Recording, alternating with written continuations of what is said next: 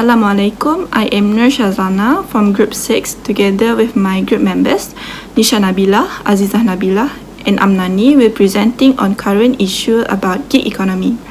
So before I further discuss about the impact, issue and other things related to gig economy, let me briefly explain to you what gig economy is. So gig economy is a free market system where temporary positions are common and corporation engage independent worker for short-term duration.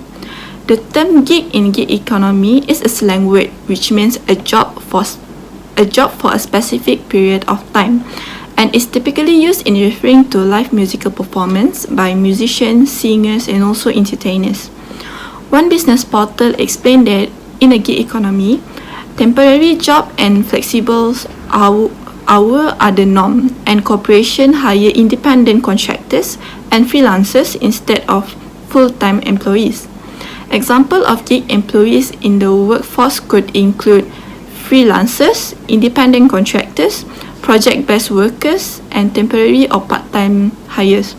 Another example that we can clearly see nowadays are Grab drivers, Grab Food or Food Panda riders, and also Airbnb landlords.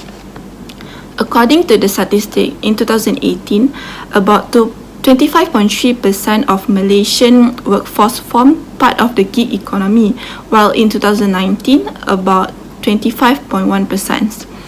Now I will pass the presentation to the next presenter. Assalamualaikum. My name is Nisha Nabila and now I will proceed with the impacts of gig economy towards employees and economy. So the first positive impact towards employees is flexibility.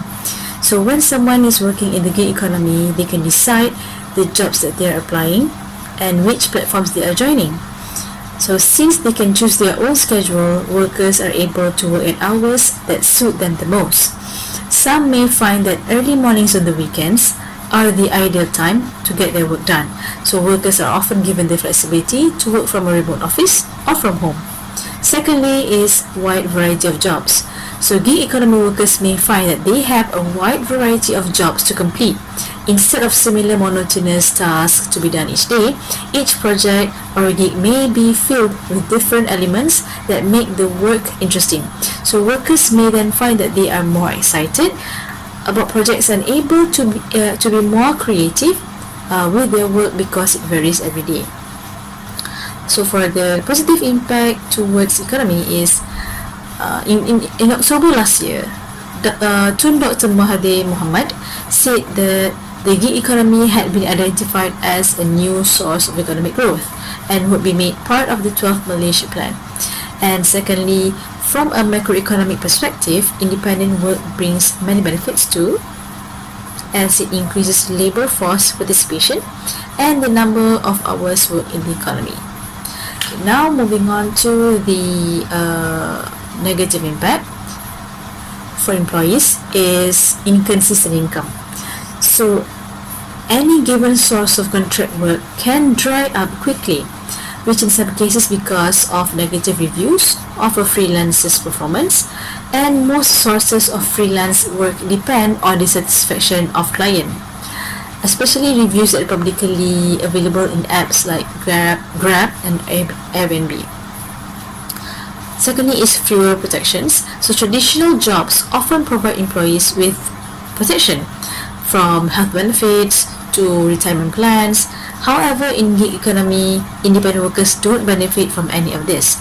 They are just performing temporary works. So they are paid per assignment and they will only get money once the job is done. If they are not working, they will not get the money. For some workers, the flexibility of working gigs can actually disrupt the working life balance, sleep patterns, and activities of daily life. Flexibility in the gig economy often means that workers have to make themselves available at any time gigs come up, regardless of their other needs, and must always be on the hunt for the next gig. So for the negative impact on the economy, gig economy would widen the income gap between the haves and have-nots and affect the country's social support infrastructure to address the needs of an aging population. And based on data by the EPF, The growing gig economy and aging population are expected to cause a decline in the percentage of workers contributing to the fund. Now I will pass the floor to Aziza. Assalamualaikum warahmatullahi wabarakatuh. My name is Azan Abdul binti Abu Hassan. So I proceed with our current issue presentation, which is on the main issue. Main issue that is related to gig economy is exploitation on gig worker, where basically the worker involved in gig economy, they are normally freelancer and in short terms. So first issue is low wages, where the payment are based on the market rates.